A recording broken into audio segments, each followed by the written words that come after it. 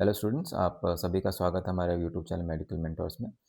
और जैसे कि आपने वीडियो के स्टार्ट में देख ही लिया है कि ये टॉपिक है एनआरआई कैटेगरी के रिगार्डिंग, और किस तरीके से आप बच्चे जिनके स्कोर आप लोग कम एक्सपेक्ट कर रहे हैं नीट में या लो स्कोर एक्सपेक्ट कर रहे हैं, आपके लिए कैसे ये गेम चेंजर हो सकता है। और ये वीडियो स्पेशली उन स्टूडेंट्स के लिए भी बहुत इंपॉर्टेंट है जो स्टूडेंट्स दिल्ली से हैं या उन स्टेट से हैं जहाँ पे आपके मेडिकल कॉलेजेस के ऑप्शंस बहुत कम हैं, जहाँ पे मेडिकल कॉलेजेस प्राइवेट हो या डीम्ड हो, उनका नंबर्स बहुत कम होते हैं।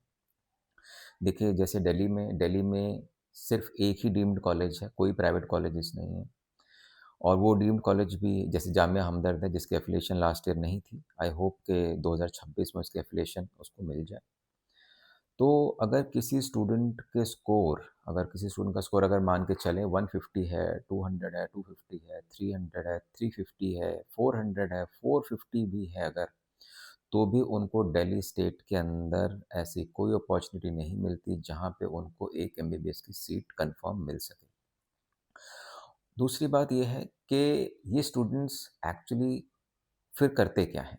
अगर दिल्ली में कॉलेजेस नहीं हैं या उन स्टेट्स में जैसे हरियाणा, अगर यहाँ पे अगर कॉलेजेस के ऑप्शंस बहुत लिमिटेड हैं, तो ये स्टूडेंट्स यूजुअली करते क्या हैं? क्या ये पैटर्न फ़ॉलो करते हैं हर साल से?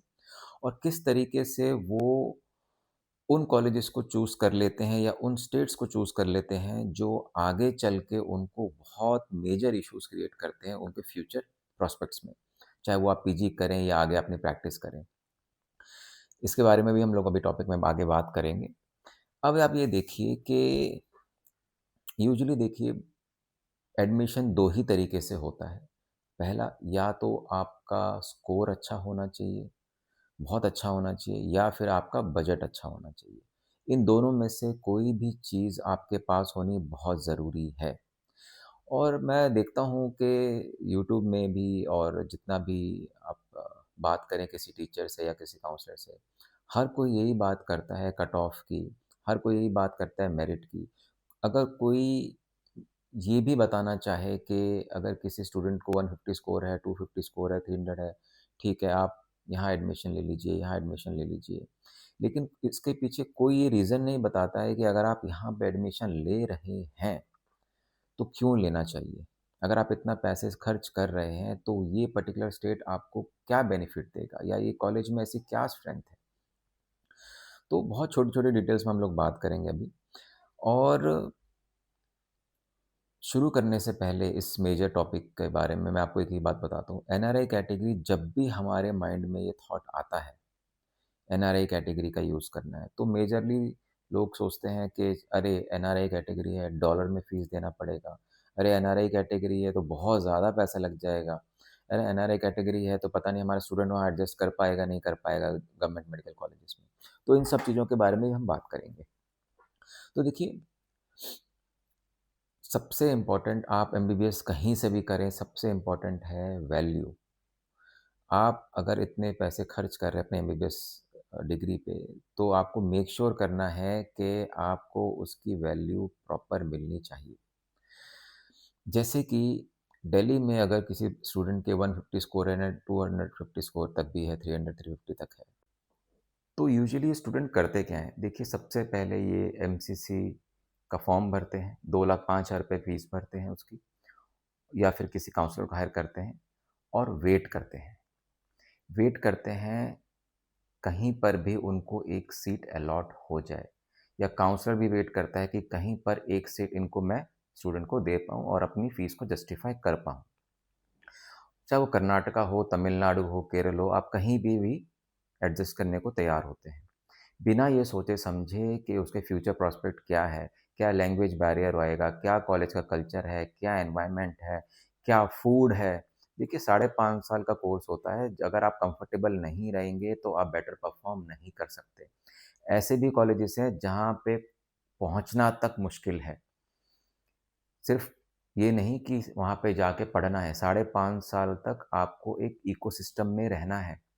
अगर वो इकोसिस्टम आपके फ़ेवर में नहीं है, तो आप रोज़ परेशान होंगे, और पेरेंट्स यहाँ पर परेशान होंगे कि स्टूडेंट वहाँ परेशान है, ठीक है? तो ये बहुत लंबी जर्नी होती है, आपको प्लान करके चलना चाहिए। हमेशा ये देखिए कि आपके स्टूडेंट के लिए या आप स्टूडेंट सभी बच्चों के लिए क्या फ़ेवरेबल चीज़ें हो सकती हैं अगर आप बजट स्पेंड कर रहे हैं तो। अगर बजट स्पेंड कर रहे हैं तो हमेशा आपको अपने बेसिक फर्स्ट पॉइंट्स को क्लियर रखना चाहिए कि मुझे यहाँ एडमिशन चाहिए, मुझे हिंदी स्पीकिंग चाहिए या नॉन हिंदी स्पीकिंग चाहिए या फिर मुझे इस क्वालिटी का कॉलेज चाहिए, वो आपको प्रायोरिटी पे रख के चलना चाहिए। एडजस्ट मत करिए, वेट मत करिए, होप मत करिए कि हम लोग आगे कर लेंगे और बेटर कर लेंगे, यहाँ मिल गया तो चलिए ख़त्म करते हैं, एडमिशन ले लेंगे, ठीक है? अगर करना ही है तो वहाँ करिए जहाँ पर एक्चुअली वैल्यू हो।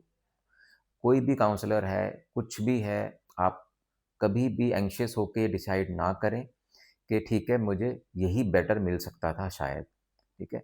आपको वो कभी पता नहीं चलेगा जब तक आप काउंसलिंग के अदर एरियाज़ में एक्सप्लोर नहीं करते।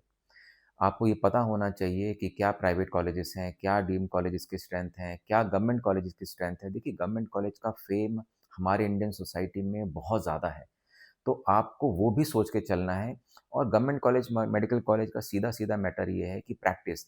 आपको ये पता है कोई भी गवर्नमेंट मेडिकल कॉलेज में आपको पेशेंट का सोचना नहीं पड़ेगा। पेशेंट लोड वहाँ पे इतना एग्रेसिव होता है जबकि आप ये देखें प्राइवेट कॉलेजेस में, डीम्ड कॉलेजेस में मैं आपको अपना एक्सपीरियंस बता दूँ, 10 पेशेंट भी नहीं आते हैं। तो आप ये सोचिए कि फ्यूचर में आप प्रैक्टिस क्या करेंगे? आप पीजी का एग्ज़ाम में अपीयर क्या करेंगे जहाँ पे 80% ही आपका क्लिनिकल आता है? तो अगर आप आज डेढ़ करोड़ रुपए, 2 करोड़ रुपए खर्च कर रहे हैं, तो आपको मेक श्योर करना है कि आप फ्यूचर में आगे और स्पेंड ना करें। आपको अपने आप ही ऐसे कॉलेजेस इन फ्यूचर अलॉट होने चाहिए जहाँ पे आपको एक्सपेंस ही ना करना पड़े। अदरवाइज़ आप किसी भी रैंडम डीम्ड कॉलेज या प्राइवेट कॉलेज में एडमिशन लेते हैं, आप अपने डेढ़ करोड़ रुपए भी खर्च करते हैं, 2 करोड़ रुपए खर्च भी करते हैं और फिर पीजी में फिर दोबारा से वहीं पे कहानी दोबारा से। आज हम जहाँ पे हैं, हम कल भी वहीं पे ही रहेंगे।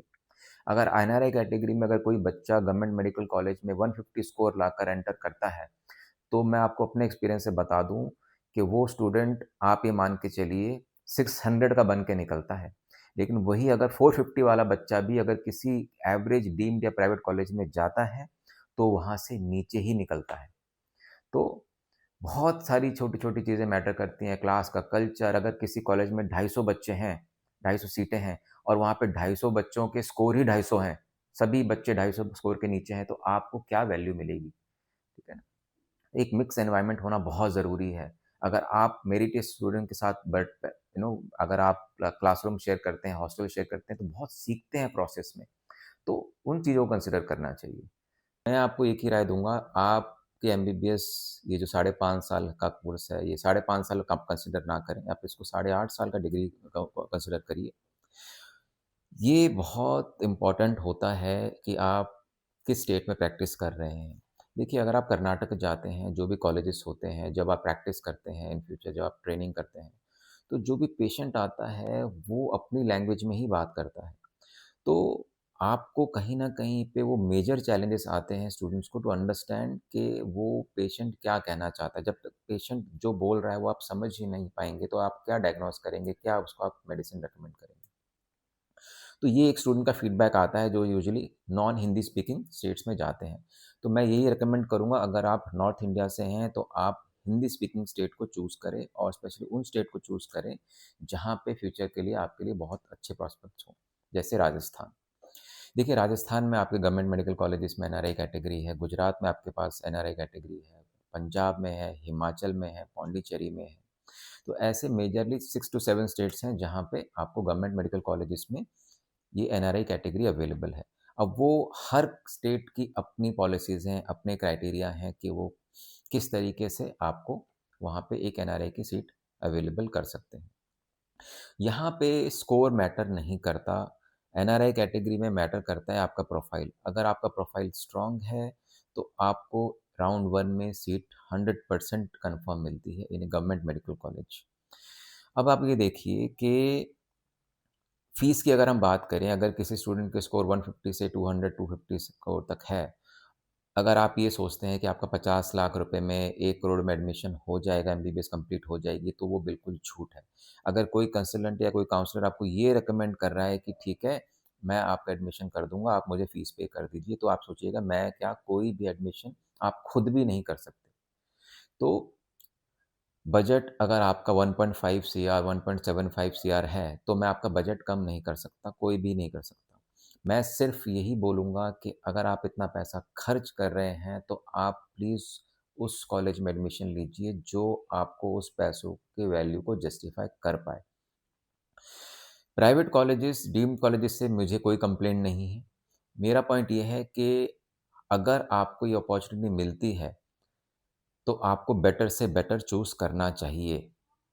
देखिए, अगर आपका स्कोर कम है और आपके पास बजट है, तो आप बजट को अपनी स्ट्रेंथ मान के चलिए और अगर किसी से बच्चे के 650 नंबर हैं, अगर उसको अपनी पसंद का कॉलेज मिलता है, तो आपके पास भी आपका बजट, आपकी स्ट्रेंथ है, तो आपको भी आपकी पसंद का कॉलेज मिलना चाहिए। तो आप कॉम्प्रोमाइज़ बिल्कुल मत करिए। बस आपको पता होना चाहिए कब कैसे करना है, किस रास्ते से करना है। आधे से ज़्यादा स्टूडेंट इसी उम्मीद में बैठते हैं कि अभी हो जाएगा, इसी होप में बैठते हैं कि ठीक है राउंड 2 का वेट कर लेंगे, राउंड 3 का वेट कर लेंगे, पंजाब का आने दीजिए, कर्नाटका का आने दीजिए, तमिलनाडु का आने दीजिए। 50 स्टेट के आप फॉर्म भरते हैं, काउंसलर 50 स्टेट का फॉर्म भरता है, लेकिन कोई भी ये बात नहीं करता कि एक्चुअली में आपको क्या करना चाहिए। देखिए जब रिज़ल्ट आएगा ना, तो आप बहुत ओवरवेल्म्ड फ़ील करेंगे, बहुत एंग्ज़ायटी हो जाएगी, बहुत स्ट्रेस हो जाता है, ऐसा लगता है कि बहुत कुछ एक साथ चल पड़ता है। पेरेंट्स का अलग स्ट्रेस हो जाता है, स्टूडेंट्स का अलग स्ट्रेस हो जाता है, एक माइंडसेट वीक हो जाता है। तो मैं यही बोलूँगा आप मार्केट में सभी बातों को अवॉइड करें। आप बैठ के ये सोचें कि आपका बजट क्या है, कितना आप कैपेसिटी में स्पेंड कर सकते हैं और आपको क्या बेटर अपॉर्च्युनिटी मिल सकती है। देखिए, सेल्फ़िश होके सोचिए। आप ये मत सोचिए कि इसने ऐसा कर लिया, मैं ऐसा कर लेता हूँ, ये लास्ट ईयर का पैटर्न था, मैं ऐसे फ़ॉलो कर लेता हूँ तो हो जाएगा। जो आप सोचेंगे वही सब बच्चे सोचेंगे। जैसा एक काउंसलर सोचेगा वैसे ही सभी सोचते हैं, ठीक है? और देखिए, मैं यूट्यूबर नहीं हूँ, ठीक है? मैं आपके व्यू, सब्सक्राइबर बढ़ाने की बात नहीं करूँगा। मैं सिर्फ़ बात करूँगा कि अगर आप एमबीबीएस करना चाहते हैं, तो आपके पास ये मौका है एनआरआई कैटेगरी का। उसको कैसे यूज़ कर सकते हैं, वो आप समझें और अपने लिए एक बेस्ट मेडिकल कॉलेज में एक बेस्ट सीट लीजिए और राउंड 1 में लीजिए। जैसे-जैसे राउंड बढ़ेंगे, आपका स्ट्रेस लेवल बढ़ेगा और कहीं न कहीं आपके एडमिशन के ऊपर ही बात आएगी। फ़ॉल्स प्रॉमिसेस, होप से बचिए। अगर कोई आपको ये होप देता है कि राउंड 2 का वेट करते हैं, 3 का वेट करते हैं। अगर आपका 150 स्कोर है, अगर आपका लो स्कोर है, 350 स्कोर है, 300 स्कोर है, तो वेट करना क्यों है? आपको उस एंग्ज़ायटी को और क्यों बढ़ाना है? तो मैं यही बोलूँगा अगर हमारे पास बजट है, अगर आप लोगों ने बजट प्रिपेयर किया हुआ है, तो डेफ़िनिटली गवर्नमेंट मेडिकल कॉलेज में एनआरआई कैटेगरी को आप ऑप्ट आउट कीजिए फॉर द बेस्ट क्वालिटी। और देखिए कॉलेजेस में कोई नहीं पढ़ाता, कोई टीचर आपको कॉलेज में नहीं पढ़ाता है। पढ़ाता है आपका क्लासरूम एनवायरनमेंट। आपके साथ जिस क्वालिटी के बच्चे पढ़ रहे हैं, जिनके साथ आप हॉस्टल शेयर कर रहे हैं, मेस शेयर कर रहे हैं, वो कल्चर, वो एनवायरनमेंट एक डॉक्टर को एक बहुत अच्छा डॉक्टर बनाता है। और देखिए, अगर आप इतना पैसा खर्च कर रहे हैं, तो चाहे वो आप डॉक्टर की फैमिली से बिलॉन्ग करते हो या बिज़नेसमैन की फैमिली से बिलॉन्ग करते हो, कोई भी ये नहीं चाहेगा कि उसका स्टूडेंट एक अच्छा डॉक्टर ना बन पाए। कभी भी नहीं चाहेगा, चाहे उसके पास सारे रिसोर्सेज़ हो इन फ्यूचर वो बच्चे के लिए आप कितना भी पैसा खर्च कर सकता है, मगर वो कभी भी बच्चे के क्वालिटी एजुकेशन पे कॉम्प्रोमाइज़ नहीं करेगा। और आप ये देखें कि 150 नंबर, 200 नंबर, 250 नंबर, 300 नंबर का मतलब ये नहीं होता कि हमारे स्टूडेंट की क्वालिटी खराब है। नीट में कॉम्पिटिशन इतना ज़्यादा एग्रेसिव हो चुका है कि आप कुछ भी कोशिश करेंगे ना, तो आपको लगेगा कि थोड़ा शॉर्ट रह गया, शायद मैं थोड़ा और कर लेता, शायद।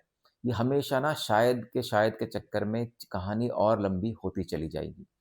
तो अगर आप ड्रॉप करने का सोच रहे हैं, अगर आपका स्कोर 550 के ऊपर है, अगर आपको लगता है आपके पास बजट नहीं है, तो उन स्टूडेंट को ड्रॉप करना चाहिए।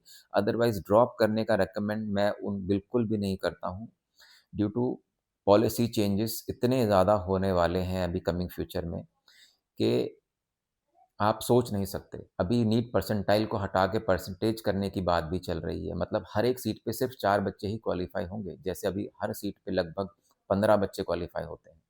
तो आप जितनी जल्दी आप चीज़ों में को समझ जाएँ, वो उतना ही बेटर है। और वैल्यू के पीछे भागिए आप, सिंपल बोलते हैं, वैल्यू आपको जहाँ मिलती है वहाँ एडमिशन लेना चाहिए। और no doubt government medical college आपको सबसे ज़्यादा वैल्यू प्रोवाइड करते हैं आपके एजुकेशन में। तो अगर एनआरआई कैटेगरी में अगर आप एक सीट कंफर्म चाहते हैं गवर्नमेंट मेडिकल कॉलेज में, और वो कैसे आपको मिल सकती है, क्या प्रोसीजर होता है, क्या एलिजिबिलिटी होती है, किस तरीके से आपकी प्रोफाइल क्रिएट होती है, कौन है, कैसी एलिजिबिलिटी बनती है, ठीक है ना? तो हर स्टेट के अपने रूल्स हैं, रेगुलेशंस हैं। तो आप नीचे दिए गए कॉन्टैक्ट नंबर पे हमें कॉन्टैक्ट कर सकते हैं, और जो भी बेस्ट से बेस्ट पॉसिबल सॉल्यूशन होगा वो हम डेफ़िनेटली आपको करेंगे। और राउंड 1 में, मैं फिर बोलूँगा, राउंड 1 में सीट के लिए ट्राई करिएगा हमेशा, कोई फ़ॉल्स होप में नहीं आइएगा। Thank you so much.